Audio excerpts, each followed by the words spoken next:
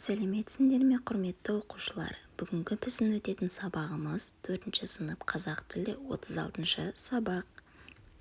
Сабақтың тақырыбы отбасылық мереке. Қазақтың ұлттық киімдерімен танысамыз. Келешекте болатын әрекет немесе оқиға туралы айтуды үйренеміз. Заттың кімдікі екенін ауызша және жазбаша жеткізуді үйренеміз. Біз сондай-ақ қазақтың салт дәстүрлі киімдерімен танысатын боламыз. Бірінші, суретке қара, суреттердегі саусағыңмен жүргізіп атауларымен қос. Бұл жерде киімдер тақия, камзол, қос-етек көйлек, кимешек, шапан, кебіс. Енді осыларды суретте берілген киімдерді сипаттаймыз. Мысалы, кимешек өте әдемі, ол ақ матадан тігіледі. Кимешектің шетінде қызыл оюлары бар. Әжемнің кимешегі өте сәнді. Енді әрқайсысымен жеке-жеке танысып шығайық.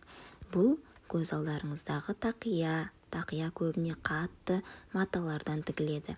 Ер кісілердің бас киімі тақия әдемі ою-өрнекпен безендіріледі. Менің атамда әдемі тақиялар көп.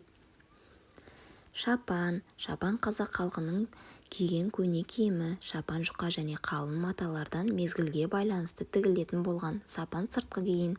Шапан жеңі ұзын, етегі ұзын және белдігі бар ұлттық киімдерге жатады. Қазір біз аталардың, үлкен кісілердің, ақсақалдардың үстінен көреміз. Камзол қыздарға арналған сәнді киім. Камзолды көйлек сыртынан әсемдік үшін киеді. Камзол әдемі өрнектер және нәзік матадан тігіледі. Әжемде түйреуіші бар камзол бар. Сендер де бұл камзолды аналарыңнан, әпкелеріңнен көрген боларсыңдар.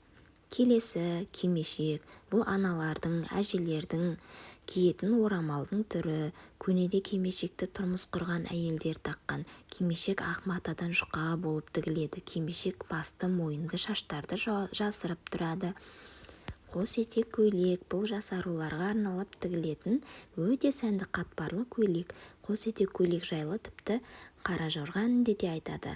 Яғни қос-етек көйлек болмаса, бидің сәні келеме дейді. Келесі, қазақтың ұлттық киімдерінің бірі ол кебіс. Кебіс табаны қалың, ою-өрнекпен, өкшесі биік, мәсінің сыртынан киюге арналған аяқ киім. Мен кебісті мұражайдан көргенмін. Енді осы ұлттық киімдерді біз көбінесе қай жерден көреміз? Әрине, мейрамдарда, отбасылық мерекелерде көреміз. Енді сұрақтарға жауап бер. Отбасы қандай тойға әзірленіп жатыр? Отбасы мүшелері қандай киім киген? Суретке мұқият қараңыз. Бұл жерде қандай той болып жатыр? Әрине, қыздың тұсауын кесіп жатыр. Яғни бұл салт дәстүр тұсау кесер той деп аталады. Тұсау кесер жаңадан қадам басқан сәбидің ең алғашқы қадамына, яғни тұсау кесер қазақ халқының ежелден келе жатқан салт дәстүр тойы. Сәбидің алғашқы қадамын қазақ ырымдап тойлатып, ала жіппен тұсауын кесетін болған. Ондағы ниет жолы ақ, ешкімнің ала жібін аттамасын, жамандық жасамасын деп тойлатқан.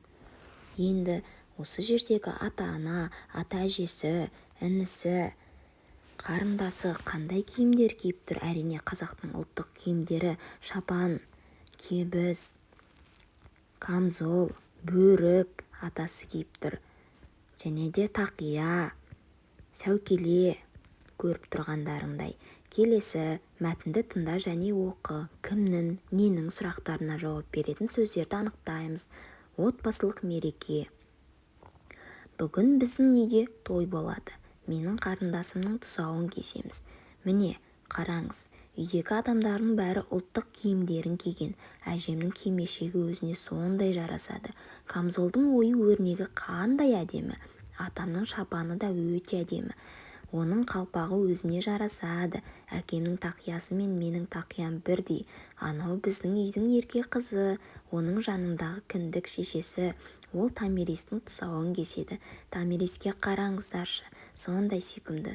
Ол үстіне қос-етек көйлек, басына тақия, аяғына былғары кебіс киген. Енді осы тақырыптан сұрақтарға жауап береміз. Кімнің ненің сұрақтарына? Болаттың отбасында қанша адам бар? Болаттың үйіне кімдер қонаққа келді? Болаттың қарындасының аты кім?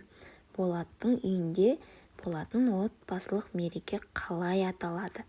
Енді сұрақтарға жауап беретін болсақ, Болаттың отбасында қанша адам бар? Әрине өзі, қарындасы, ата-әжесі, кіндік шешесі, әкесі, сонымен қанша адам болды? 6 адам. Болаттың үйіне ата-әжесі және кіндік шешесі қонаққа келді. Және де қарындасының аты Томирис. Олар тұсаукесерге келді. Енді жаңа сөз үйренеміз. Сөздердің мағынасын түсіндірме сөздіктен тауып жазамыз. Бірінші кебіс. Кебіс біз айтып кеткендей адамдардың киетін аяқ киімі. Олар табаны қалың матадан тігіліп, мәсінің сыртынан киіледі. Жаңа сөз кіндік шеше.